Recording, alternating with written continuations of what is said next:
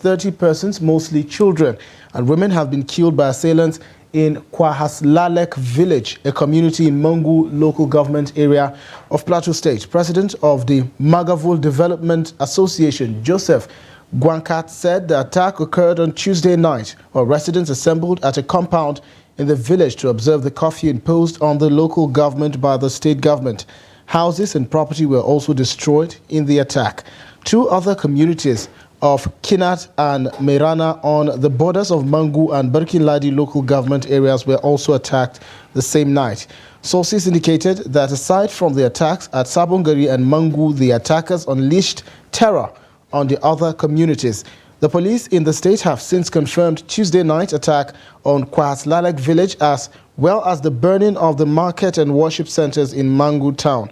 DSP Alfred Alabo said the police were yet to ascertain the casualty figures and level of destruction as investigations were ongoing. Meanwhile, the 24-hour curfew imposed on Mangu local government area by the government is still in force. We now have joining us now via telephone our reporter in Jos, Plateau State Capital, Ado Musa, join us to give updates on the situation there. Ado, welcome to the News Hour once again. Earlier we spoke during the news update where you gave some updates about the situation there.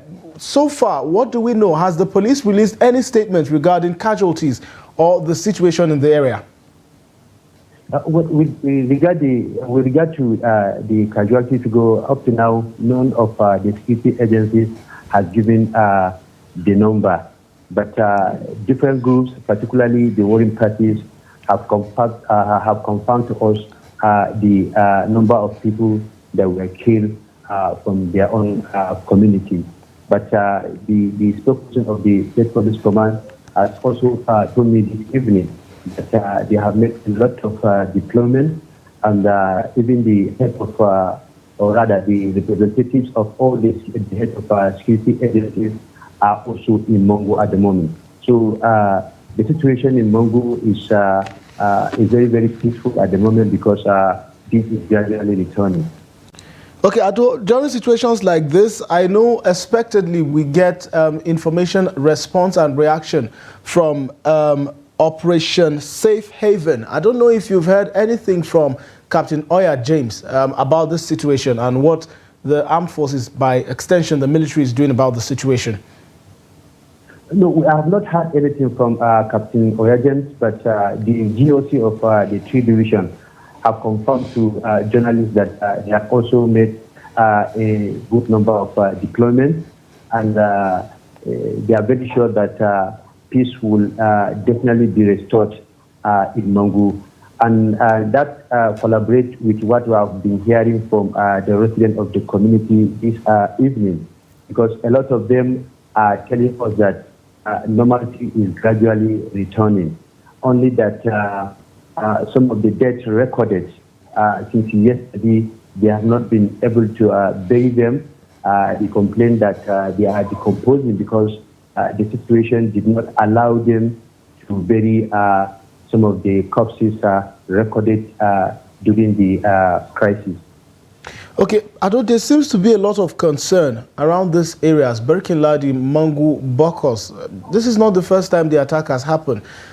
I don't know if you're in contact with any of your sources with regards to whether when the security was beefed up the first time we had the first set of attacks on the eve of Christmas, and whether there was any form of beefing up to the extent that they couldn't foil this attack when it happened last night.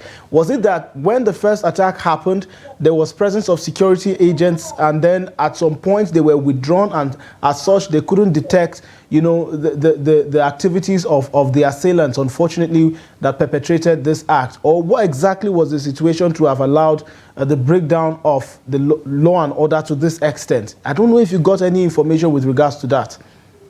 Yes, from the start of the communities, we have been hearing a lot of stories. But you know, the security agencies, up to now, they have not said anything with regard to why the killings and burning of houses continue. But what the communities are telling us have been that the number of the security personnel expected to be everywhere are not available. That the number of the soldiers and the police they are seeing, they believe that they will not be enough to tackle some of the challenges that they were facing. And that was why even this morning, the crisis continued. At the moment, they believe that normalcy is returning in some of these communities. So basically, the reason why the crisis will continue was just because there are no much security personnel on ground to tackle the problem. Okay, but finally, you know, a couple of years back, we saw something similar like this happen in areas in the northwest, for example, Katsina, you know, and Zamfara State. Of course, there are still pockets of these insecurity activities in the states. However, have you heard any form of chatter with regards to these locals seeking for an alternative means of protecting themselves or defending themselves, you know, in situations like this? Well, we have not had that one up to this moment, but you know, you'll be hearing a lot of complaint that is from the both sides of the divide. This group will say no because of the presence of this particular security agency. That is why we are finding it very difficult.